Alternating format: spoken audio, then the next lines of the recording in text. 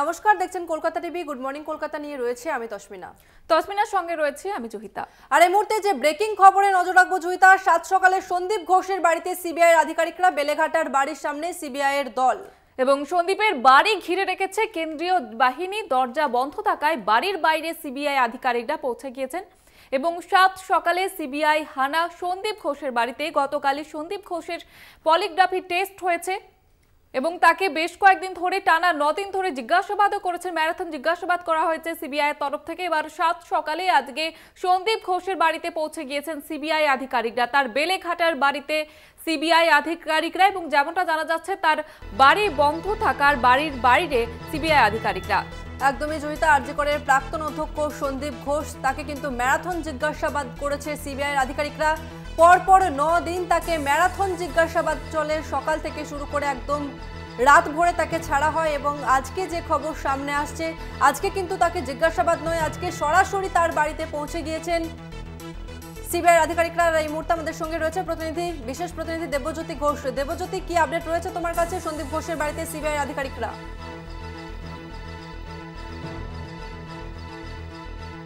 তারা বেলেঘাটার সন্দীপ ঘোষের বাড়িতে যায়, তবে প্রায় তারা 40 থেকে 50 মিনিট তারা অপেক্ষা করেছিলেন। বারবার কলিং বেল বাজিয়ে তার দৃষ্টি আকর্ষণের চেষ্টা করেছিলেন এবং কিন্তু ভেতর থেকে দরজাটি বন্ধ রয়েছে এবং ভেতর থেকে কেউ এখনো পর্যন্ত সাড়া দেয়নি। তবে ইতিমধ্যে সিবিআই এর একজন অফিসার তিনি কিন্তু বেলেঘাটা থানায় গেছেন এবং পরবর্তী পদক্ষেপ তারা কিছুক্ষণের মধ্যেই তারা ঘোষণা করবেন। অন্যদিকে কিন্তু সিবিআই এর পক্ষ থেকে আরো একটি টিম তারা কিন্তু কেষ্টপুরে গেছেন। ফরেনসিক মেডিসিনের একজন ডাক্তার যার বিরুদ্ধে এফআইআর হয়েছিল তার বাড়িতেও তারা গেছেন। অত্যন্ত গুরুত্বপূর্ণ আরজি করের আর্থিক দুর্নীতি মামলা তদন্ত করতে গিয়ে সিবিআই আজ সকালেই কিন্তু সন্দীপ ঘোষের বাড়িতে তারা তল্লাশির জন্য গেছিলেন, কিন্তু বারবার ডেকেও তারা সাড়া পাননি। পরবর্তী পদক্ষেপ তারা বেশ কিছুক্ষণের মধ্যে ঘোষণা করবেন এবং পরবর্তী তাদের কি আছে কি কর্ম তারা সেটা করবেন। এবং সেই মতোই কিন্তু অত্যন্ত গুরুত্বপূর্ণ সন্দীপ ঘোষকে গত প্রায় 8 দিন ধরে তাকে জেরা করা হয়েছে বারবার। এই মুহূর্তে কিন্তু আরজি করে যে আর্থিক দুর্নীতি তা নিয়েই কিন্তু সিবিআই তদন্ত করছে। সেই জায়গাতে সিবিআই এর পরবর্তী পদক্ষেপ কি হয় তার দিকে তাকিয়ে আছে গোটা রাজ্য। কারণ যেভাবে একটা স্বাস্থ্যের একটি হাসপাতাল সম্বন্ধে বারবার দুর্নীতির অভিযোগ উঠছে, সেখানে বর্জ্য দুর্নীতি থেকে শুরু করে মৃত মানবদেহ থেকে শুরু করে বিভিন্ন ক্যান্টিন দুর্নীতি সহ একাধিক জায়গাতেই তার নাম জড়িয়েছে। সেই জায়গাতেই সিবিআই আধিকারিকরা সকালেই বেলেঘাটার বাড়িতে গেছেন, তবে এখনো পর্যন্ত তার বাড়ি থেকে কেউ সাড়া এখনো পর্যন্ত দেননি। সন্দীপ ঘোষ কি এই বাড়িতেই আছেন তা নিয়েও কিন্তু সিবিআই আধিকারিকরা ধন্দে রয়েছেন। বেশ দেবজ্যোতি, তুমি আমাদের সঙ্গে থাকো।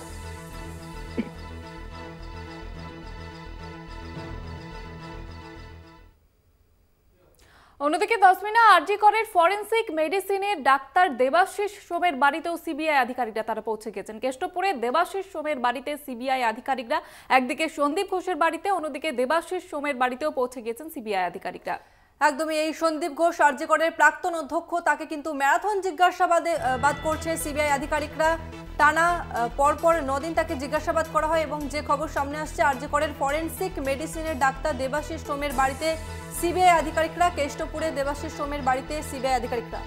আমি আবারও দেবজ্যোতির কাছে যাব। দেবজ্যোতি, এ বিষয়ে কি জানা যাচ্ছে? এবার দেবাশিস সোমের বাড়িতেও কিন্তু পৌঁছে গিয়েছেন সিবিআই আধিকারিকরা, কি আপডেট রয়েছে তোমার কাছে? দেখো, দেবাশিস সোম কিন্তু ফরেনসিকের বিশেষজ্ঞ ছিলেন, তিনি এই ডিপার্টমেন্টের এইচওডি ছিলেন। যে আখতার আলী প্রাক্তন ডেপুটি সুপার তার বিরুদ্ধে যে কমপ্লেন করেছিলেন সন্দীপ ঘোষের বিরুদ্ধে, সেখানে এই ফরেনসিক মেডিসিনের দেবাশিস সোমের নামও রয়েছে। সেই জায়গাতে সিবিআই আধিকারিকদের কাছে এই 3টি জায়গা, অর্থাৎ ফরেনসিক মেডিসিনের ডাক্তার সন্দীপ ঘোষ, দেবাশিস সোম, এছাড়াও আরজি করের প্রাক্তন প্রিন্সিপাল সন্দীপ ঘোষ সহ আরো একজন চিকিৎসকের বাড়িতে কিন্তু সিবিআই এর প্রতিনিধিরা গেছেন বলে আমরা সূত্র মারফত জানতে পারছি। তবে এখনো পর্যন্ত কোনো জায়গাতেই সিবিআই আধিকারিকরা প্রবেশ করতে পারেননি। তবে কিছুক্ষণের মধ্যে তারা রাজ্য পুলিশের সাহায্য নিচ্ছেন বা কলকাতা পুলিশের সাহায্য নিচ্ছেন। তারা কিভাবে তারা বাড়িতে ঢুকবেন এবং তদন্ত করবেন সেই দিকে কিন্তু নজর রয়েছে সকলে। ধন্যবাদ জানাবো দেবজ্যোতি। আমাদের বিশেষ প্রতিনিধি দেবজ্যোতি ঘোষ ছিলেন টেলিফোন লাইনে। একদমই জয়িতা, এবং যে খবর সামনে আসছে, একদিকে সন্দীপ ঘোষ আরজিকরের প্রাক্তন অধ্যক্ষ, তার বাড়িতে বেলেঘাটার বাড়িতে পৌঁছে গিয়েছেন সিবিআই আধিকারিকরা। সিটের হাত থেকে আরজিকরের দুর্নীতি তদন্তভার গিয়েছে সিবিআইয়ের হাতে, এবং যা দেখা যাচ্ছে যে ইতিমধ্যে তৎপর হয়ে পড়েছে সিবিআই আধিকারিকরা, এবং সাত সকালেই কিন্তু বেলেঘাটাতে পৌঁছে গিয়েছেন প্রাক্তন অধ্যক্ষ সন্দীপ ঘোষের বাড়িতে। এবং অন্যদিকে আরজিকরের ফরেনসিক মেডিসিনের ডাক্তার দেবাশিস সোমের বাড়িতে সিবিআই।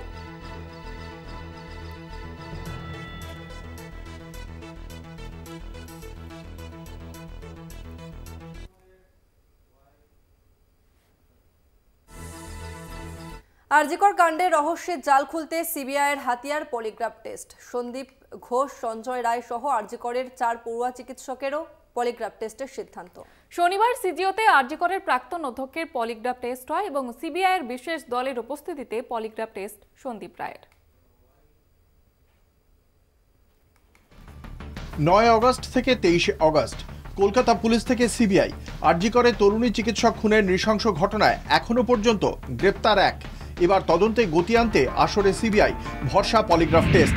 শুধু ধৃত সঞ্জয়ই নয়, আরজিকরের ঘটনায় প্রত্যেক সন্দেহভাজনেরই পলিগ্রাফ টেস্টের সিদ্ধান্ত। অনুমতি আগেই মিলেছে, তাই তড়িঘড়ি পলিগ্রাফ টেস্টের সিদ্ধান্ত সিবিআইয়ের। শনিবার সিজিও কমপ্লেক্সেই চলে আরজিকরের প্রাক্তন অধ্যক্ষ সন্দীপ ঘোষের পলিগ্রাফ টেস্ট। দিল্লি থেকে আসা সিবিআইয়ের বিশেষ দলের উপস্থিতিতে পলিগ্রাফ টেস্ট। সন্দীপের পলিগ্রাফ টেস্টে দিল্লির 4 চিকিৎসক। পলিগ্রাফ টেস্টে ছিলেন নিউরোলজিস্ট, অ্যানেস্থেসিওলজিস্ট। শুধু সন্দীপ ঘোষই নয়, আরজিকরের 4 পড়ুয়া চিকিৎসক এবং মূল অভিযুক্ত সঞ্জয় রায়ের পলিগ্রাফ টেস্টের সিদ্ধান্ত নেওয়া হয়েছে। প্রেসিডেন্সি জেলেই সঞ্জয় রায়ের পলিগ্রাফ টেস্টের সম্ভাবনা। সিবিআইয়ের ধারণা, এই রিপোর্ট হাতে আসার পরেই খুলতে পারে সব রহস্যের জাল। ধর্ষণ খুনের নেপথ্যে কি একা সঞ্জয়, নাকি জড়িয়ে আরো একাধিক অপরাধী? কিছু কি গোপন করার চেষ্টা করছেন সন্দীপ ঘোষ? মিলতে পারে এইসব প্রশ্নের উত্তর। একাধিক মেডিকেল প্যারামিটারের রেসপন্সের উপর নির্ভর করে এই পলিগ্রাফ টেস্ট। এখানে দেখা হয় নিঃশ্বাস প্রশ্বাসের ওঠানামার গ্রাফ, পাকস্থলীর ওঠানামার গ্রাফ, ঘামের ক্ষরণের গ্রাফ, রক্তচাপ ওঠানামার গ্রাফ, হৃদযন্ত্রের ওঠানামার গ্রাফ।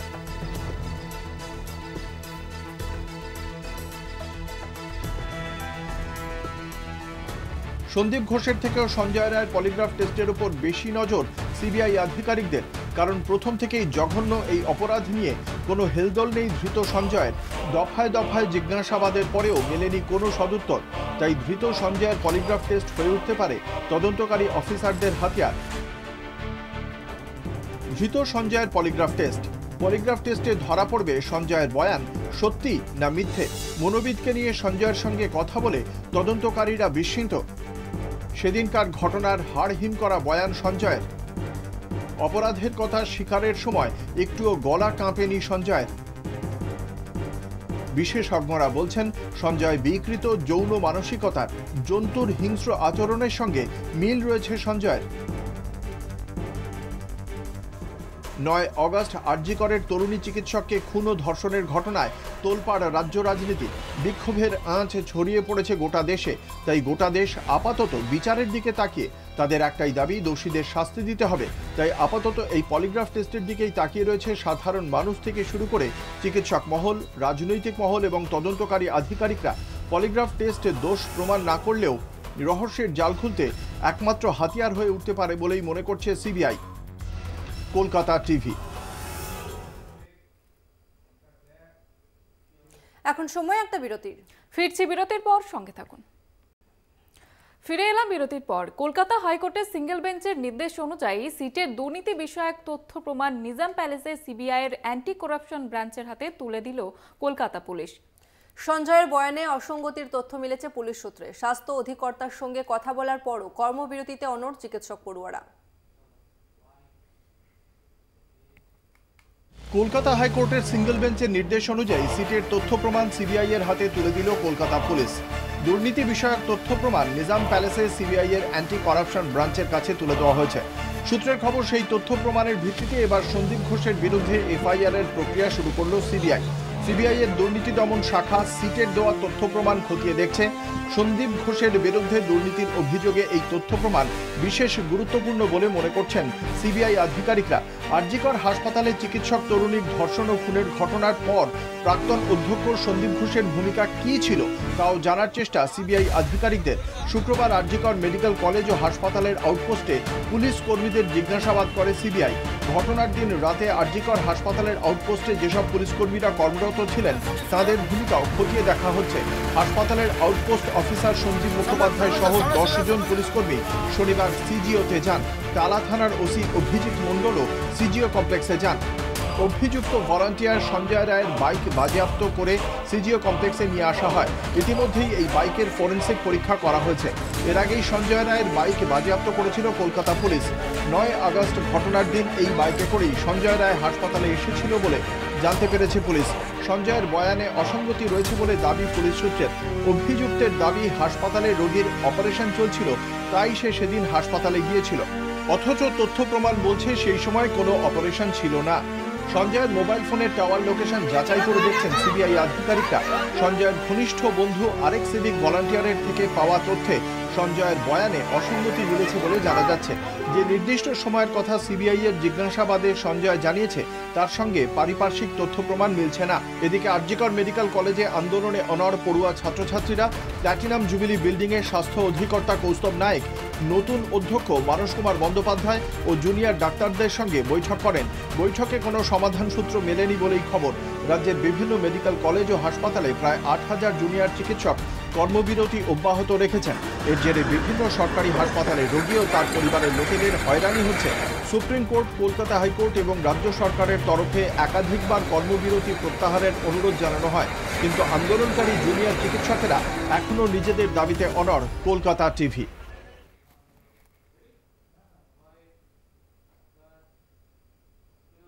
এখন সময় আরও একটা বিরতির, সঙ্গে থাকুন। আরজিকর কাণ্ডের প্রতিবাদে লালবাজার চলো অভিযান। কলেজ স্ট্রিট থেকে ডিআইএফআই এসএফআই এর মিছিল। বৃষ্টি উপেক্ষা করে মিছিলে সৃজন, সায়ন, দীপশিতা, মীনাক্ষী। প্রতিবাদীদের হেনস্থা করা বন্ধ না করলে লালবাজার স্তব্ধ করে দেওয়ার হুঁশিয়ারি বাম ছাত্র যুবদের।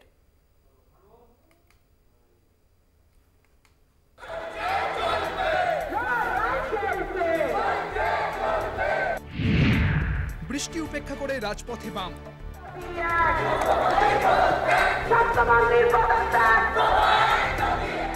বৃষ্টি দুর্যোগ উপেক্ষা করে রাজপথে বাম ছাত্র যুব।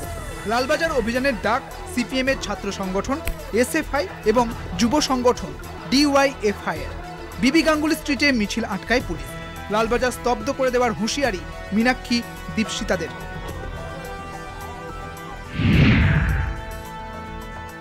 যার হাত থেকে দিদিমণি নিজেই বলছে যে 7 দিনে তো এরা বিচার পাবে না, তাই আমি এটা সিবিআই কে তুলে দেব। যার নিজের উপরে ভরসা নেই সে পাঠাবে। কি পাঠাবে? নোটিশ। আইনজীবীরা ছিলেন, আমরা পরিষ্কার বলেছি নোটিশ পাঠানো বন্ধ করুন, নইলে গোটা রাজ্য থেকে নোটিশ আসবে লালবাজার বন্ধ করে দেবার। আজকের দুর্যোগকে উপেক্ষা করে রাস্তায় নেমেছি এই কথাটা বলার জন্য যে 6 জন 7 জন 8 জনকে ওনারা সমন পাঠাচ্ছেন, ভাবছেন আমরা ভয় পেয়ে যাব, শুধু এটা বলার জন্য ওরা কেউ একলা নয়, আমরা সবাই রয়েছি। আগামী দিনে যদি হেনস্থা না বন্ধ হয় লালবাজার বন্ধ করে দেওয়ার দায়িত্ব আমরা নেব। আরজিকর হাসপাতাল ভাঙচুরের ঘটনায় মিথ্যে মামলায় হেনস্থা করা হচ্ছে দলের নেতা কর্মীদের। ডিওয়াইএফআই এর সম্পাদক মীনাক্ষী মুখোপাধ্যায়, করিণিকা বন্দ্যোপাধ্যায় সহ 6 জনকে নোটিশ পাঠায় লালবাজার। তারই প্রতিবাদে শনিবার কলেজ স্ট্রিট থেকে মিছিল শুরু হয়। বৃষ্টি মাথায় নিয়ে মিছিলে হাঁটেন ছাত্র যুবরা। লালবাজারে পৌঁছানোর আগে বিবি গাঙ্গুলি স্ট্রিটে মিছিল আটকায় পুলিশ। সেখান থেকেই 6 জনের প্রতিনিধি দল লালবাজারে দেখা করতে যায়। আরজিকরে ধর্ষণ খুনের ঘটনায় দ্রুত অপরাধীদের শাস্তি চাওয়ার পাশাপাশি স্বাস্থ্যমন্ত্রী, পুলিশ মন্ত্রী তথা মুখ্যমন্ত্রীর পদত্যাগ দাবি করে বামেরা।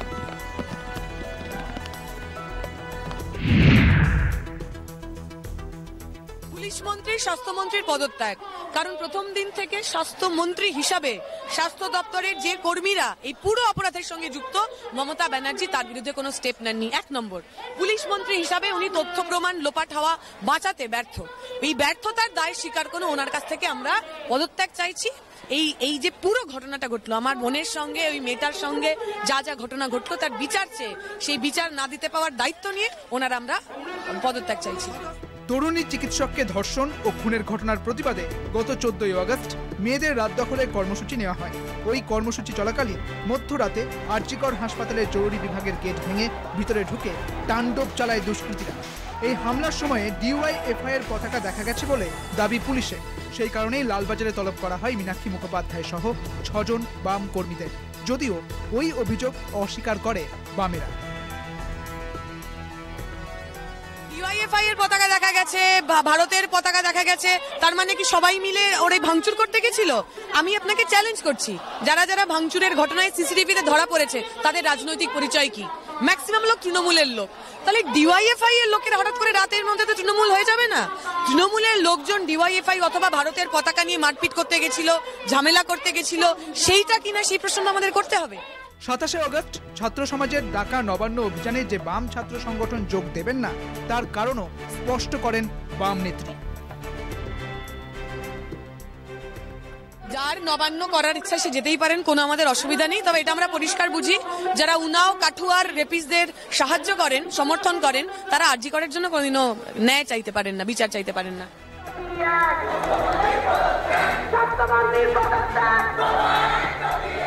কলকাতা টিভি।